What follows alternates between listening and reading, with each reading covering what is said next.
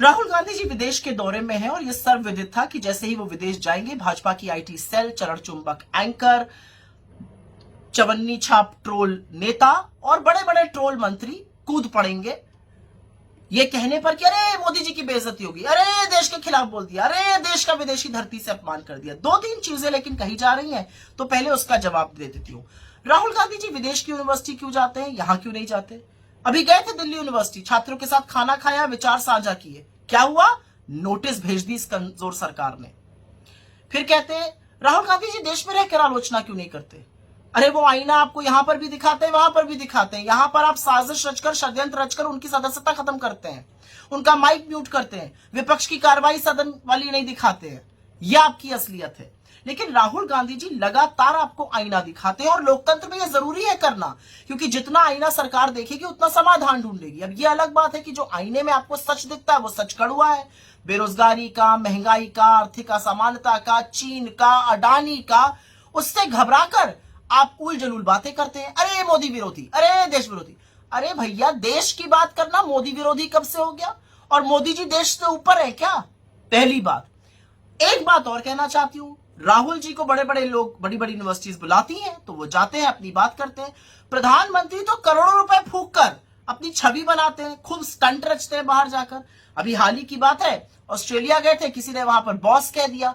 अरे भैया चरण चुंबक मीडिया तो मानो गदगद हो गया, वाह वाह वाह वाह होने लगा। लेकिन उसी के 24 घंटे के अंदर ऑस्ट्रेलिया ने देश के 6 राज्यों से स्टूडेंट्स के आने पर पाबंदी लगा दी। अरे बॉस थे तो वो पाबंदी हटाते, और चरण चुंबको एक शब्द उस पर नहीं निकला आपके। तो दिक्कत की बात यह है कि मोदी जी के बारे में राहुल जी ने ऐसा कुछ भी नहीं कहा है, उनकी तारीफ करी है। क्या कहा है कि मोदी जी इतने सर्वज्ञानी हैं कि भगवान के साथ बैठे तो ब्रह्मांड समझा देते हैं, वैज्ञानिकों के साथ बैठे विज्ञान, इतिहासकारों को तो इतिहास समझा देते हैं, सेना को युद्ध समझा देते हैं और एयरफोर्स को उड़ना समझा देते हैं।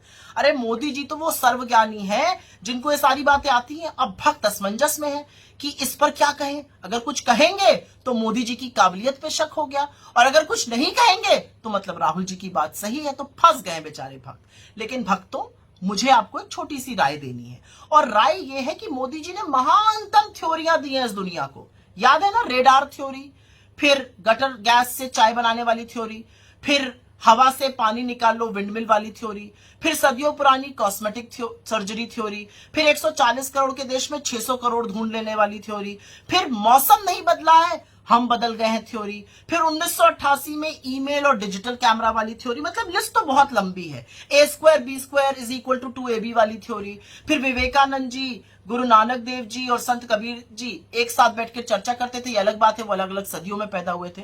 तो भक्तों परेशान मत हो, थोड़ा सा पानी पियो और इन महानतम थ्योरीज पर रिसर्च करो, क्योंकि इस देश का लोकतंत्र प्रधानमंत्री मोदी की तरह छुई मुई नहीं है। इस देश का लोकतंत्र प्रखर है, उसको और पुरजोर बनाना है। इस देश का लोकतंत्र तो वो है जहां पर प्रधानमंत्री नेहरू अपने खिलाफ आर्टिकल लिखते थे और आपकी तरह रोना नहीं रोते थे, जहां विश्व की आंख में आंख डालकर भारत का हित सर्वोपरि रखा जाता था, और विदेश नीति का मतलब सिर्फ अपने मित्र को कारोबार दिलाना और अपनी छवि संवारना नहीं होता था। इसलिए मोदी जी और उनके भक्तों, काम पर ध्यान दीजिए। राहुल गांधी जी अपना काम कर रहे हैं, जो लोकतंत्र में एक नागरिक होने के नाते उनको करना चाहिए, विपक्ष का सदस्य होने के नाते करना चाहिए। आप लाख रोना रोते रहिए, मीडिया लाख सवाल उठाता रहे, असलियत ये सवाल आज पूरा देश उठा रहा है। आईना आपको दिखाया जा रहा है, आईने में आप देख नहीं रहे, आप धूल आईने की साफ कर रहे हैं, लगी चेहरे पर हुई।